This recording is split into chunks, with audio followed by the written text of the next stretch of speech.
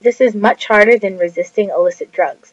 Just try to imagine. The cupcakes that your friend brought to school for her birthday don't hurt anyone else. They are perfectly legal and delicious. Everybody's eating them, but not you. Even though you have your own special snack, you're sticking out like a sore thumb in a world where conformance is the gold standard. To add insult to injury, one of your classmates taunts you in a loud voice. You can't eat this cupcake because it's not on your diet. I can eat it. It's delicious. Too bad you can't have it.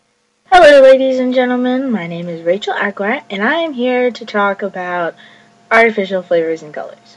In the 1960s, when hyperactivity was starting to become prevalent in children, many doctors believed that it would eventually go away with time. There was, however, a doctor by the name of Feingold who disagreed and wanted to find something that would help with hyperactivity that wasn't drugs.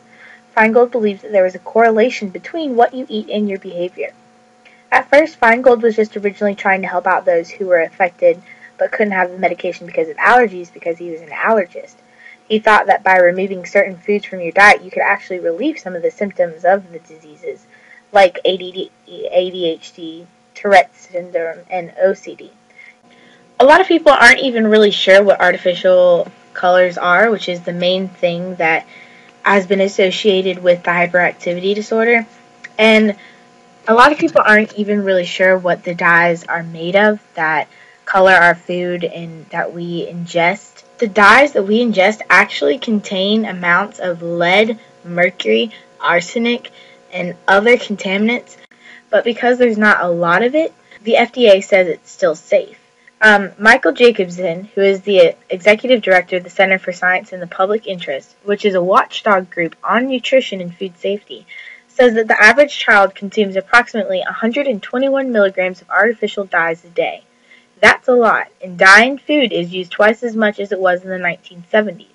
These are noted scientific facts. There are other factors that could affect child behavior, but if we could take out food dyes as a factor, why not? And I think he makes a really good point.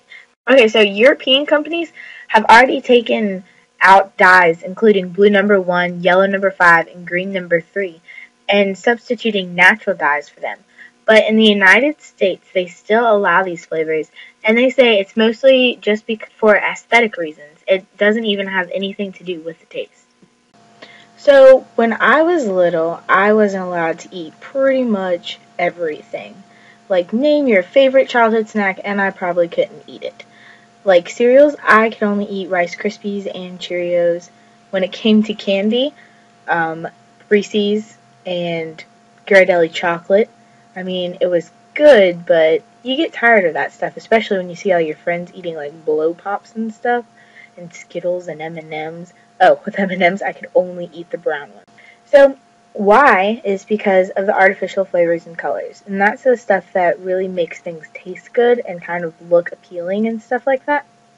And it was kind of a hard childhood, I guess, just because when you went to like birthday parties and when other moms would bring in snacks and stuff like that, you couldn't really eat what they were bringing.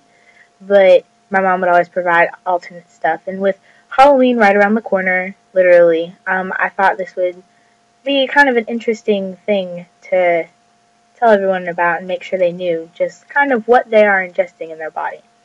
But like other than just like the behavioral stuff and like the physical aspect of me like being sick, it also helped me a lot in my schoolwork. Whenever I have a test, I would make sure I wouldn't eat it and like wouldn't eat that kind of stuff, and I would do better. I took the SAT twice, and the first time I tested all right, but I wasn't like pleasant with my results. And so 3 months later when I took it again, my mom asked me, she was like, just do this for me. Will you please not eat artificial flavors or colors? So I didn't consume anything and made sure I got plenty of sleep, and I ended up scoring over 100 more points on each section. I still try to avoid like the really, really bad stuff because it does make me feel sick. But sometimes you just can't avoid it because of just you're in college and you need to get stuff like on the go, and it is a lot more convenient. So in the past couple of years, the FDA has actually decided to like investigate the claims between hyperactivity and artificial colors, but they decided that there wasn't a strong enough correlation between the two, and they suggested that perhaps artificial colors are just more adversely affected by those with hyperactivity. But a lot more experiments have been done on it since Feingold, and it's like just all natural stuff is a lot more available than it used to be when I was a kid. So even in the 10 years that I've been on this diet, things have improved. So that's definitely good, because that makes me feel better about myself, and it makes me feel like we're heading in the right direction.